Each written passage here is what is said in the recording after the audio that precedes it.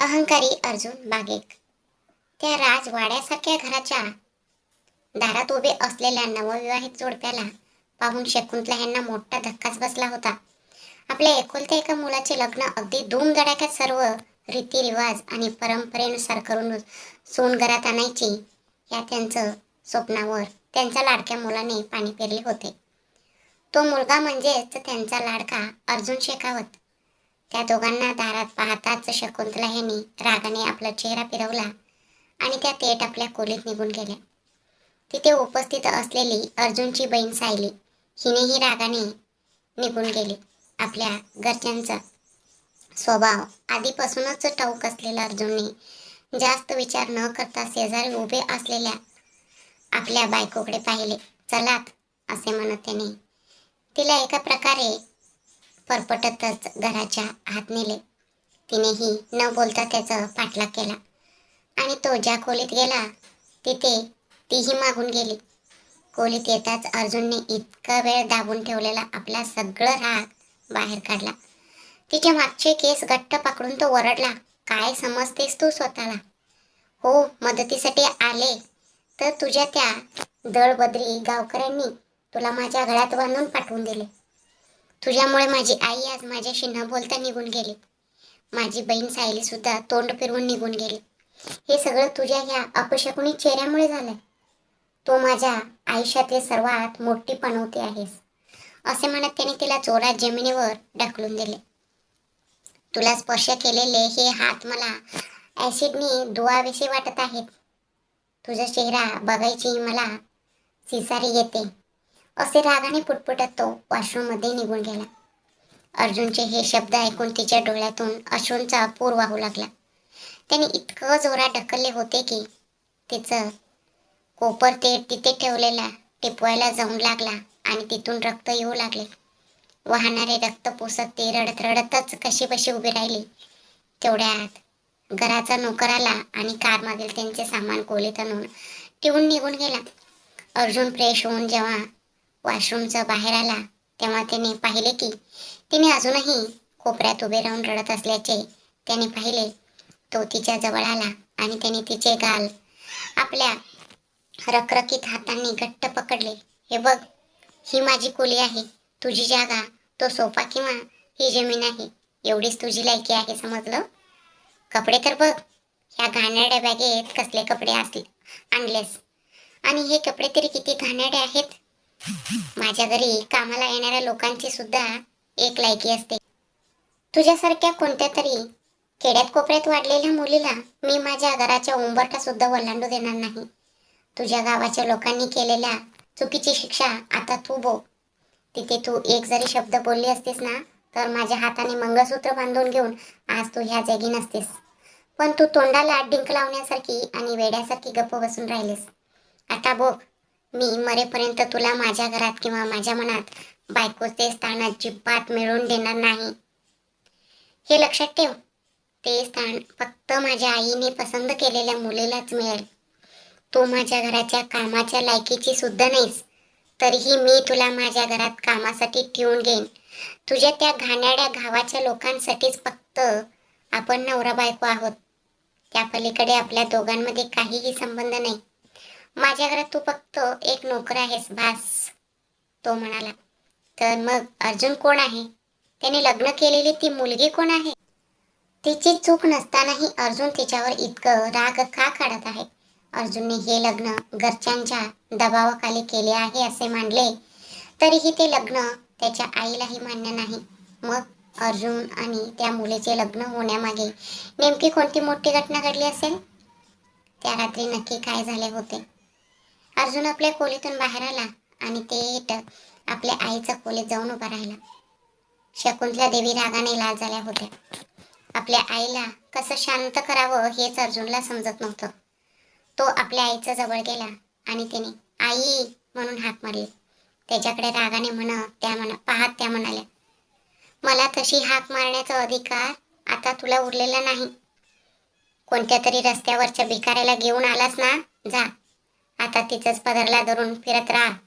आई, please माझं बोलणं एकदा तरी ऐकून घे ग आई, असं म्हणत त्याच्या डोळ्यात अश्रू दाटून आले.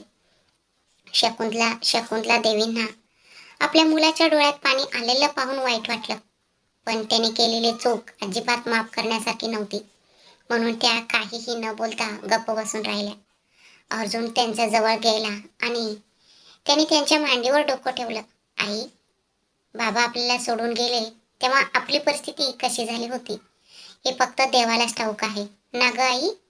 बाबांनी ज्या मॅनेजरवर पूर्ण विश्वास ठेवून कामाची जबाबदारी सोपवली होती त्यानेच बाबा गेल्यानंतर कंपनी बुडवली. अशा परिस्थितीत तू स्वतःचे दागिने गहाण ठेवून बंद पडण्याच्या मार्गावर असलेल्या कंपनीला पुन्हा उभं केलंस. फक्त 3 वर्षात आपण पुन्हा ह्या आईचा आरामी आयुष्यात परत आलो. अशात तुला न सांगता न विचारता मी स्वतःच्या मनाने लग्न करेन का ग आई? स्त्री म्हणजे तिचा आदर केला पाहिजे. हा तूच दिलेला संस्कार आहे आणि ह्याच संस्कारामुळे आज माझ्यावर ही वेळ आली आहे आई. माझा आणि त्या मुलीचा काहीही संबंध नाही ग. खरं सांगायचं तर मला तिचं नाव सुद्धा माहित नाही. अर्जुनचे हे बोलणे ऐकून शकुंतला देवींना प्रचंड आश्चर्य वाटले. हे तू काय बोलतोयस? अर्जुनने डोके वर करून आपल्या आईकडे पाहिले आणि आपले अश्रू पुसत म्हणाला, होय आई, माझा आणि त्या मुलीचा काहीही संबंध नाहीये ग.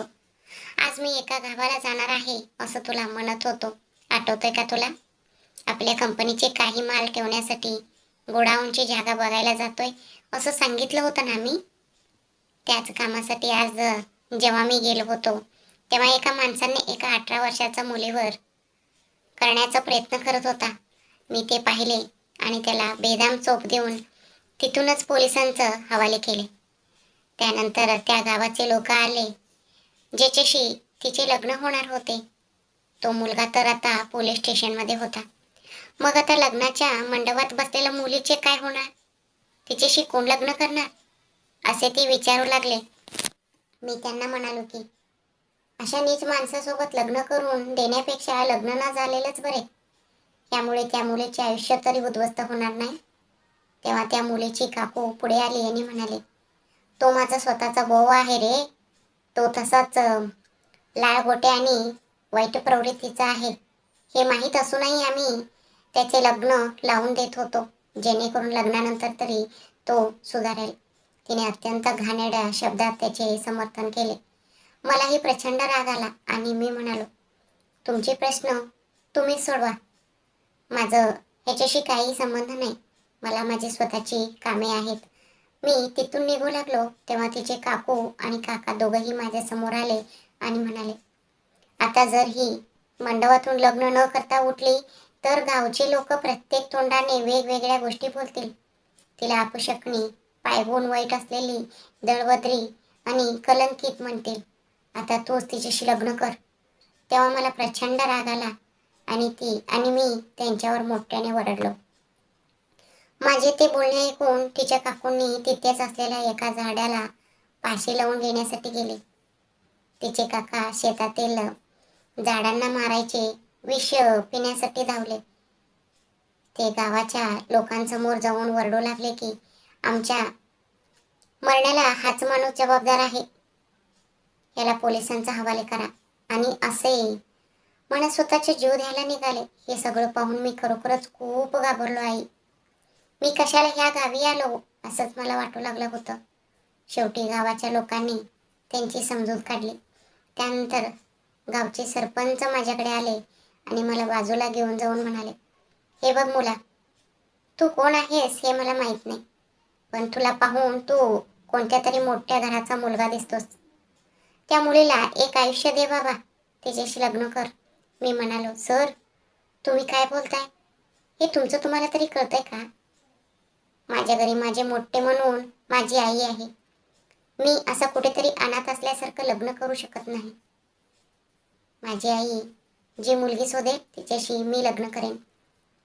पण ते सरपंच म्हणाले, मी तुला तिच्यासोबत संसार करायला सांगत नाहीये मुला. फक्त तिची या गावातून आणि त्या 2 नराधमांपासून सुटका कर. तिथे उभा आहे ना तो नारायण, त्या मुलीचं चुलता आहे. बिचारा निष्पाप लेकरू आहे ते. केवळ 2 एकर जमिनीसाठी तिच्या स्वतःच्या चुलत्याने तिला त्याच्या बायकोचं भावाच्या गळ्यात मारण्यासाठी, हे लग्न लावून देऊन ती जमीन स्वतःच्या नावावर करून घेण्यासाठी हा सगळं कट रचला आहे रे बाबा. त्या जमिनीला आता सोन्याचा भाव आला आहे. पण तिच्या वडिलांनी मरताना एक अट ठेवली होती की तिच्या लग्नानंतर 1 वर्षांनीच ती जमीन तिच्या नावावर होईल. याच कारणामुळे मी सुद्धा तुला सांगतोय की हे लग्न करून त्या बिचाऱ्या लेकराची ह्या नरकातून सुटका कर. तू शहरात वाढलेला सुशिक्षित मुलगा दिसतोस. इथून लग्न करून गेल्यावर तिला तिकडे एखाद्या पीजीमध्ये ठेव आणि एखादी छोटी मोठी नोकरी लावून दे. एवढं केलंस तरी खूप आहे. तिचं डिग्रीपर्यंत शिक्षण झालं आहे. ते लेकरू कसंही करून स्वतःच्या पायावर उभं राहील. तुमच्या लग्नाला 1 वर्ष पूर्ण झाल्यावर तिची जमीन विकून जे पैसे मिळतील त्या पैशातून ती ज्या मुलावर प्रेम करेल त्याच्याशी मी स्वतः पुढे होऊन तिचं लग्न लावून देईन, असं ते सरपंच म्हणाले.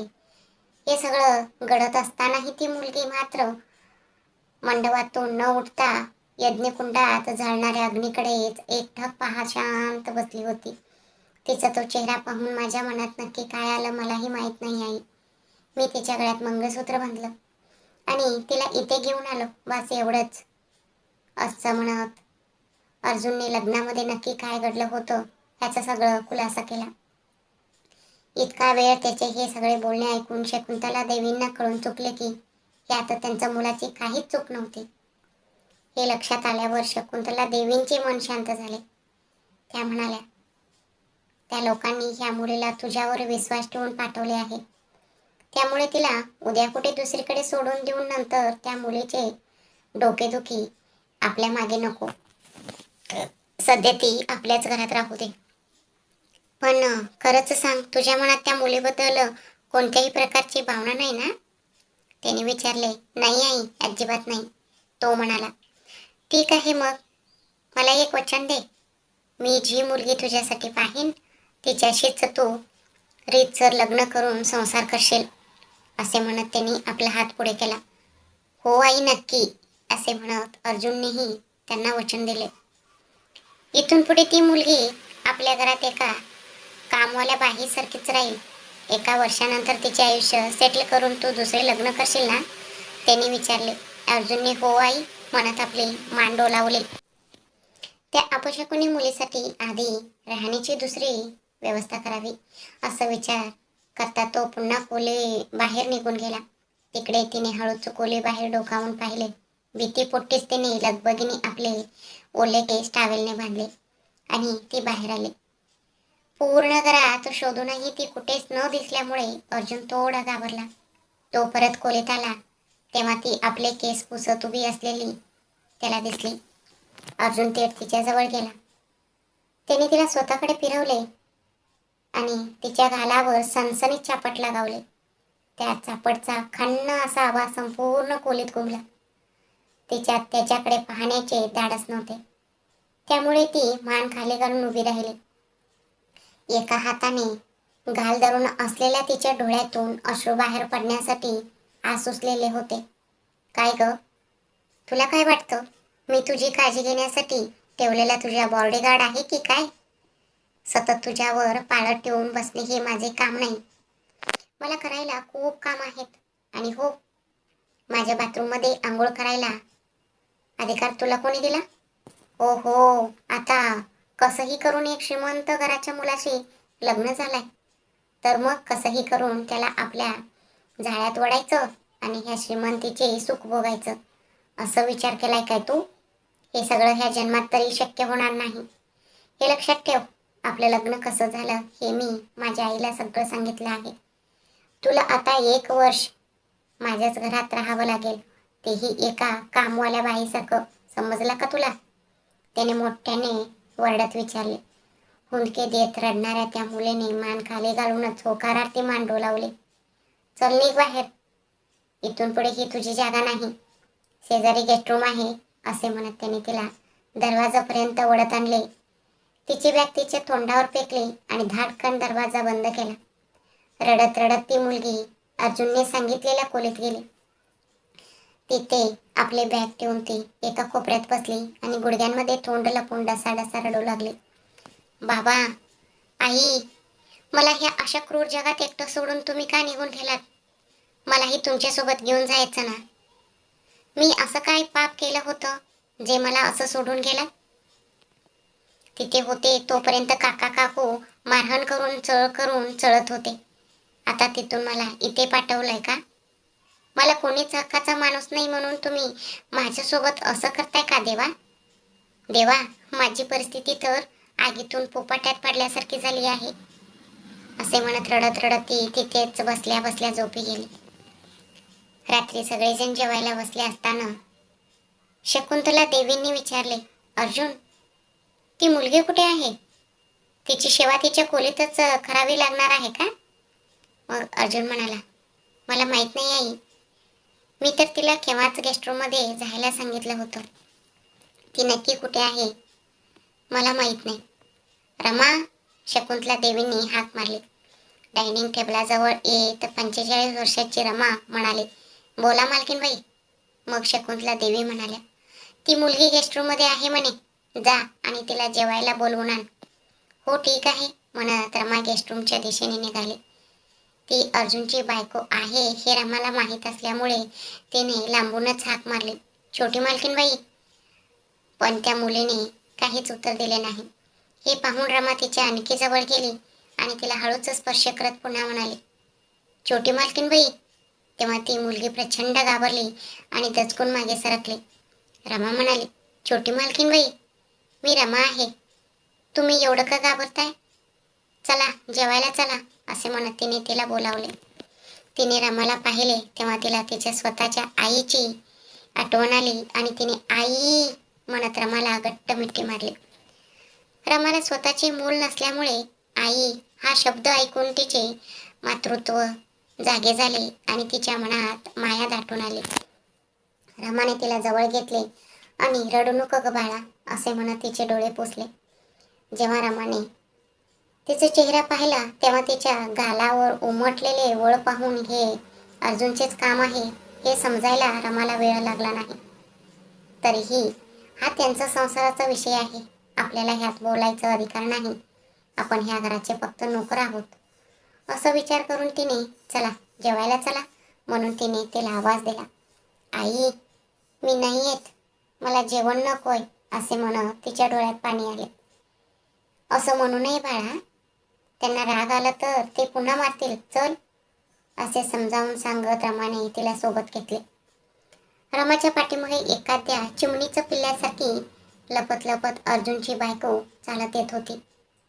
तिला पाहताच सायलीला म्हणजे अर्जुनच्या बहिणीला साहजिकच हेवा वाटला, कारण जणू सौंदर्याची कानच तिच्या समोर उभी होती. बाप रे, ही किती सुंदर आहे असा विचार सायलीच्या मनात आला. तेव्हा शकुंतला देवी म्हणाल्या, रमा, त्या मुलीला जेवण दे आणि तिला तिथेच बसून खायला सांग. रामाने एका ताटात जेवण वाढून दिले आणि तिला स्वयंपाकघरातच बसून खायला सांगितले. गेल्या 2 दिवसापासून पोटात अन्नाचं कणही गेला नसल्यामुळे ती घाईने जेवू लागली. ती तिथे बसून जेवत असताना शकुंतला देवी तिला दुरूनच पाहत होत्या. तिला तसं जेवताना पाहून त्यांच्या मनाला कुठेतरी वाईट वाटत होतं. तरीही आपला तोरा कमी न होऊ देता त्या शांतपणे जेवत राहिल्या. जेवण झाल्यानंतर शकुंतला देवी म्हणाल्या, रमा, आता तू जेवून घे. सायली, तू तुझ्या खोलीत जा. त्यांनी सगळ्यांना पाठवून दिले आणि फक्त त्यांचा मुलगा अर्जुनाने त्याच्या बायकोला तिथे थांबवून घेतले. ए मुली, इकडे ये. त्याने तिला जवळ बोलवले तेव्हा ती अत्यंत घाबरत मान खाली घालून त्यांच्याजवळ येऊन उभी राहिली. शकुंतला देवींनी विचारले, काय नाव आहे का तुझं? त्यावर अर्जुन मध्येच रागाने म्हणाला, अपशकुनी. अर्जुन, पुरे कर आता, मी बोलते ना तिच्याशी. शकुंतला देवी अर्जुनवर ओरडल्या. आईचा बोलण्यामुळे अर्जुन गप्प तर बसला, पण त्याचा राग अजूनही शांत झाला नव्हता. तो तिच्याकडे रागाने पाहतच राहिला. तिने अगदी हळू आवाजात सांगितले, अदिती, हां ठीक आहे, तुझं आणि माझ्या मुलाचं लग्न कोणत्या परिस्थितीत झालं हे मला माझ्या मुलाने सगळं सांगितलं आहे. पण तू ह्याच गोष्टीचा फायदा घेऊन त्याच्या जवळ जाण्याचा प्रयत्न केलास तर ते अजिबात चांगलं होणार नाही, समजलं? 1 वर्ष या घरात शांतपणे राहा आणि घराचे सगळं काम कर. ह्या कामाचा तुला चांगला पगारही मिळेल.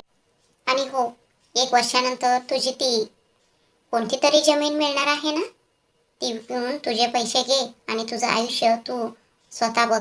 शकुंतला देवींनी तिला स्पष्ट शब्दात बजावले. तिने होकारार्थी मान डोलावली. माझ्या घरात जी मुलगी सून म्हणून येईल तिला आचार विचार रीतिरिवाज नीतिमत्ता नियम उपवास वैकल्ये देवावरील श्रद्धा आणि कुटुंबाबद्दल प्रेम व जबाबदारी असणारी असावी लागेल. तू तशी नाहीस, त्यामुळे कुठेही मी शेखावत घराण्याची सून आहे असे सांगत फिरू नकोस, समजलं? त्यावरही तिने हो म्हणत मान डोलावली. शकुंतला देवींनी आवाज दिला, रमा. तेव्हा नुकतेच जेवण संपवून रमा त्यांच्या समोर येऊन उभी राहिली आणि म्हणाली, बोला मालकीनबाई. ह्या मुलीला घरचे काय काय काम येते ते विचारून घे आणि सगळे काम तिच्याकडून करून घे. जर तिला स्वयंपाक करता येत असेल तर इथून पुढे तिला काय बनवायचे आहे ते सांगत जा, तीच बनवेल असे तिने सांगितले. हो ठीक आहे म्हणत रमा मागे सरकली. तिकडे खोलीत असलेल्या अदितीला प्रचंड थकवा असल्यामुळे आणि खूप रडल्यामुळे ती अंथरुणावर पडताच गाढ झोपेचे स्वाधीन झाली. अहो, पाहिलंत का तुमच्या मुलांनी काय पराक्रम करून आणला आहे तो? मला ती मुलीला पाहिले की तिची खूप दया येते हो. पण काय करणार, तुम्ही जाताना माझ्याकडून जे वचन घेतलं होतं त्याच वचनामुळे मला आज तिच्याशी असं वागावं लागतंय. तुमच्या बहिणीच्या मुलीशी अर्जुनचं लग्न लावून देण्याची जबाबदारी तुझी आहे असं माझ्या खांद्यावर टाकून तुम्ही निघून गेलात. आता बघा बरं काय झालं ते. बघायला ती खूपच निष्पाप आणि साधी दिसते असे अखिलेश शेखावत यांच्या फोटोकडे पहा शकुंतला देवी स्वतःशीच बोलत होत्या. रमा सकाळी 5 वाजता उठून आदितीच्या खोलीचा दरवाजा टोठवण्यासाठी गेली. तेव्हा खोलीला आतून लॉक नव्हते. ती आदितीच्या जवळ आली. तिने तिच्या डोक्यावरून मायेने हात फिरवला आणि मनातल्या मनात म्हणाली, नक्की कोणत्या कारणामुळे तू हे लग्न करून आलीस ग बाळा? तू मला आईचे स्थान दिलेस ना, असे म्हणत तिने मोठ्याने हाक मारली. आदिती बाळा उठ. आदिती दचकून जागी झाली आणि घाबरत म्हणाली, काकू ते जरा उशीर झाला, मला प्लीज माफ करा, मला मारू नका.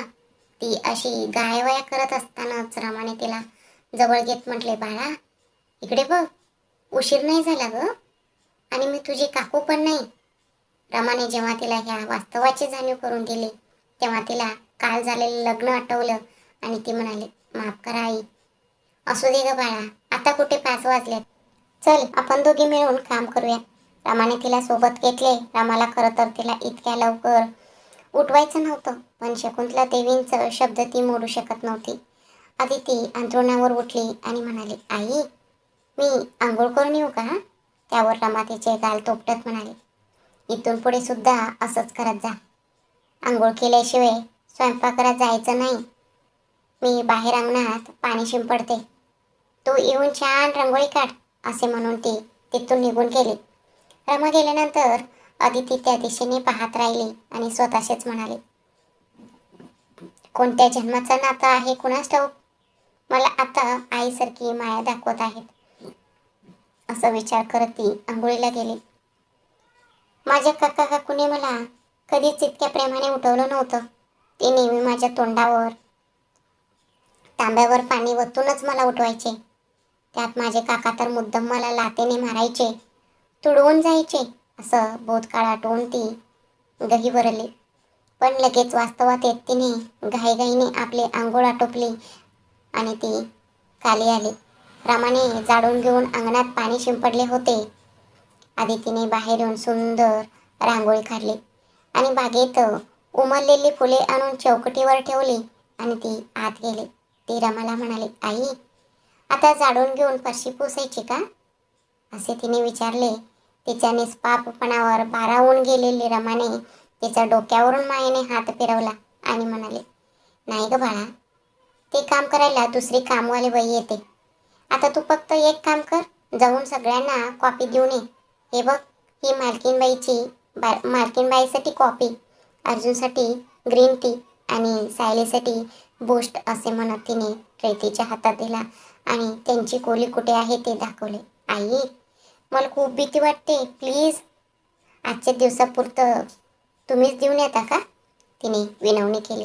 त्यावर रमा हसली आणि म्हणाली, आज काय आणि उद्या काय, शेवटी तुलाच द्यावं लागणार आहे ना बाळा, जा देऊन ये. आदिती अगदी भीत भीत शकुंतला देवींच्या खोलीकडे गेली. चोचरत चोचरत ती म्हणाली, आई कॉपी. नुकतीच आंघोळ करून साडी नेसून तयार होत असलेल्या शकुंतला देवींना अदितीचा तो आवाज ऐकून मनातल्या मनात कुठेतरी खूप आनंद झाला. पण तो आनंद चेहऱ्यावर अजिबात दाखवून न देता त्या म्हणाल्या, कुणाला ग आई म्हणतेस? कुणाची आई? हे आई बाई म्हणणं माझ्यासमोर चालू नकोस. मला मॅडम म्हणायचं, समजलं? त्यांनी तिला दरडावले. त्यावर हो म्हणत मान डोलावत ती म्हणाली, मॅडम कॉपी. आणि कप तिथे ठेवून ती निघून गेली. आपण रडत असल्याचे कोणाला दिसू नये म्हणून तिने पटकन आपले डोळे पुसले. पण शकुंतला देवींच्या नजरेतून ते सुटले नाही. मला माफ कर बाळा. माझ्या कर्तव्यासाठी आणि मी माझ्या नवऱ्याला दिलेल्या वचनासाठी मला तुला असं दुखवावं लागतंय, असे शकुंतला देवी मनातल्या मनात स्वतःशीच म्हणाले. भीतीने तोंडातल्या तोंडात लाळ गिळत ती अर्जुनच्या खोलीत आली. तिचे पाय थरथर कापत होते. तिने बेडवर नजर टाकली, पण तो तिथे नव्हता. कुठे गेले हे? यांना कशी हाक मारू? असं विचार करत तिने अवतीभोवती नजर फिरवली. अर्जुन बाल्कनीत उभा होता. मागून त्याची उघडी पाठ दिसत होती. त्याला पाहून तिने पुन्हा एकदा लाळ गिळली. त्याची पाठ बळकट आणि आकर्षक दिसत होती. आता त्यांना कशी हाक मारावी हे न समजल्यामुळे तिने तिथेच ग्रीन टीचा कप ठेवला आणि सर अशी अडकळत हाक मारली. तिचा आवाज ऐकून तो मागे फिरला. काल घडलेली घटना आठवताच तो अवघ्या 2 पावलात तिच्या जवळ आला आणि त्याने तिचे गाल आपल्या कडक हातांनी घट्ट पकडले. भीतीमुळे आणि त्याने ज्या प्रकारे पकडले होते त्या वेदनेमुळे तिच्या डोळ्यात पाणी आले. मला सोडा असं म्हणण्याचीही तिची हिंमत नव्हती. थू अपशकुनी, माझ्या खोलीत पुन्हा आलीस होय? सकाळी सकाळी इथे येऊन तुझा हा अपशकुनी चेहरा दाखवून माझा पूर्ण दिवस खराब केलंस तू. आता मात्र अदितीला स्वतःचं अस्तित्वच नको असं झालं. कारण ती जेव्हा अवघ्या 10 वर्षाची होती तेव्हाच तिचे आई वडील वारले होते. तेव्हापासून तिची काकू तिला नेहमी अपशकुनी, दळभद्री, पायगुण वाईट आहे असे म्हणून ते तिला नेहमी टोमणे मारायचे. कुठेही बाहेर जाताना चेहरा समोर आणू नको असे तिला बजावले जायचे. आता अर्जुननेही तीच गोष्ट म्हटल्यावर तिचं स्वतःच्या नशिबावरच विश्वास उडून गेला होता. मी नेहमीच सगळ्यांसाठी एक अपशकुनी आणि दळभद्री आहे असे तिने मनाशी पक्के ठरवून टाकले होते. तिच्या डोळ्यातून गळलेले अश्रू जेव्हा त्याच्या हातावर पडले तेव्हा तो दचकून मागे सरकला आणि म्हणाला, इथून पुढे माझ्या खोलीत काहीही आणून द्यायचं असेल तर नॉक करून येत जा. आणि हो, इथून पुढे माझी सगळी काम तूच करायची आहेस, काय समजलं? त्याने पुन्हा एकदा कडक आवाजात विचारल्यावर ती घाबरत अडकली. तुमचं काम करेन. गुड असे म्हणत अर्जुन तिचा चेहरा पाहतच ग्रीन टी पिऊ लागला. ती तिथून निघणार तितक्यात तो ओरडला, हॅलो थांब अपशकुनी. ती आहे तिथेच उभी राहिली, पण तिने मागे वळून पाहिले नाही. पुन्हा माझा चेहरा पाहून हा काय बोलेल अशी तिला भीती वाटत होती. इथे मी माझे कपडे ठेवले आहेत, तू स्वतः येऊन ह्या कपड्या इस्त्री करून द्यायची आहेस असे तिने सांगितले. तिने मान हलवून होकार दिला. आता सकाळी 7 वाजलेत, ठीक 1 तासानंतर तू इथे आली पाहिजेस, तो म्हणाला. तिने त्यालाही मान डोलावली आणि ती तिथून निघून गेली. तिच्याकडेच पाहत उभा राहिलेला अर्जुन मनात म्हणाला, तू स्वतःहून कुणालाही काहीही न सांगता हे घर सोडून गेली पाहिजेस. जर तू तसं केलं नाहीस तर मी पण अर्जुन शेकावत नाही, असं पुटपुटत तो जिममध्ये निघून गेला. तिने सायलीच्या खोलीत जाऊन तिची बूस्ट दिले, पण सायली मात्र काहीच बोलली नाही. तिचा स्वभाव जरा वेगळाच होता. ती कुणाच्या भानगडीत पडत नसे, पण जर कोणी तिच्याविषयी बोलले किंवा तिच्या बाबतीत नाक खुपसले तर ती गप्प बसणाऱ्यांपैकी नव्हती. म्हणूनच काल तिने त्या नव्या सूनबाईला पाहिले होते. तिचे सौंदर्य पाहून तिला थोडं जळफळाट वाटला असला तरी ती आपल्याच धुंदीत शांत होती. आई, सगळ्यांना देऊन झाले असे म्हणताच रमाने हातामध्ये कॉफी दिली. आई, मी कॉफी नंतर पिईन. आता काय काम करायचं आहे ते मला सांगा आई. अर्जुन सरांचा खोलीत जाऊन त्यांचे कपडे इस्त्री करायचे आहेत म्हणे. काय? असे रमाने विचारले. नेहमी तर ते आपले कपडे स्वतःच इस्त्री करायचे किंवा नेहमी तर ते कपडे इस्त्री करण्यासाठी द्यायचे. मग आज हे काय नवीन? असं रमाने मनात विचार केला, पण ती तोंडातून काही बोलली नाही. आधी तू कॉफी पी पोरी, मग आपण सगळे काम करूया. कॉफी पिऊन झाल्यावर अदिती म्हणाली, आई, नाश्त्याला काय करायचं आहे ते सांगा, मी बनवते. तुला स्वयंपाक करता येतो का पोरी? त्यावर अदितीने हळूच हसून म्हटले, हो आई, आमच्या गावात लग्न कार्यात सुद्धा मी मदत करायला जायचे. तसंच आमच्या घरी मी स्वयंपाक करायचे. बर, मग आज मी डाळ तांदळाची खिचडी करायचा विचार केला होता. काल मालकिनीने सुद्धा तेच सांगितलं होतं. आता तेच बनवूया. ठीक आहे आई, आता मला फक्त भाज्या चिरून द्या. बाकीचं मी बघून घेईन. तिचं हात चालवण्याची पद्धत पाहताच ती स्वयंपाकघरात एकदम तरबेज आहे हे रमाने ओळखले. तिने विचारलेल्या भाज्या आणि मोजून तांदूळ आदितीच्या हातात दिले. बाकी उरलेलं काम आदिती स्वतःच करत होती. तिने एका बाजूला कुकरमध्ये तांदूळ, डाळ आणि भाज्या शिजवायला ठेवल्या. दुसऱ्या बाजूला मसाला पावडर करण्यासाठी ती सगळे मसाल्याचे पदार्थ भाजून घेत होती. रमाने तिच्यासाठी स्वयंपाकघर सोडले आणि फुलांची तोडणी करण्यासाठी बागेत गेल्या. स्वयंपाक करता करता आदितीला वेळेचे भानच राहिले नाही. दुसरीकडे वेळेकडे लक्ष गेलेल्या अर्जुनने विचार केला की ही मुलगी अजून कशी काय आली नाही. आई, काजू, अदितीचे बोलणे तोंडातच राहिले, कारण अर्जुन स्वयंपाकघराच्या दाराला टेकून हात बांधून तिच्याकडेच पाहत उभा होता. त्याच्या अंगाला चिकटलेला टी शर्ट पाहून आदितीने विचार केला की हा तर घामाने पार आंघोळ करून आला आहे.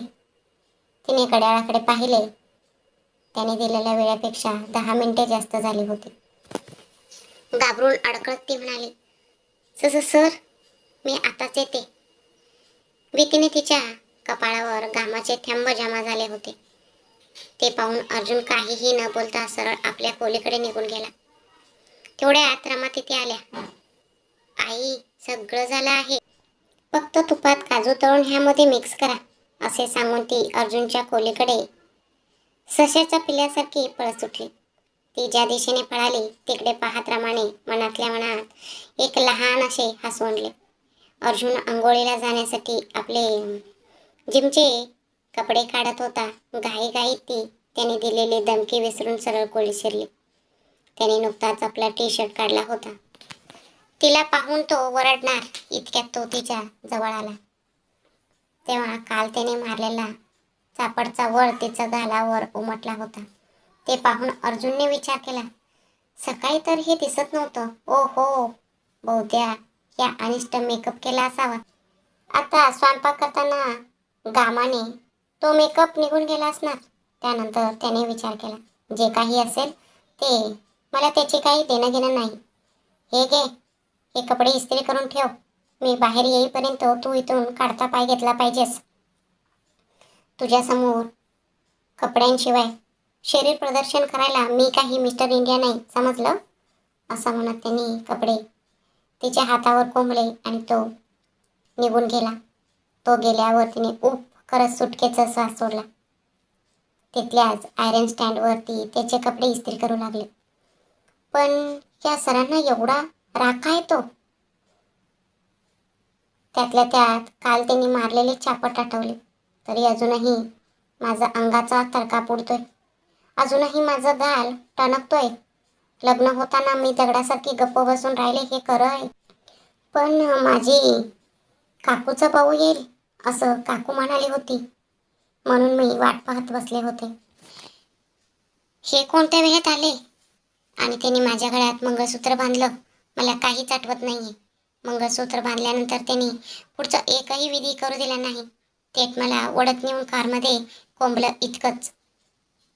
त्यांना माझ्याशी लग्न करण्यासाठी कोणी जबरदस्ती केली होती.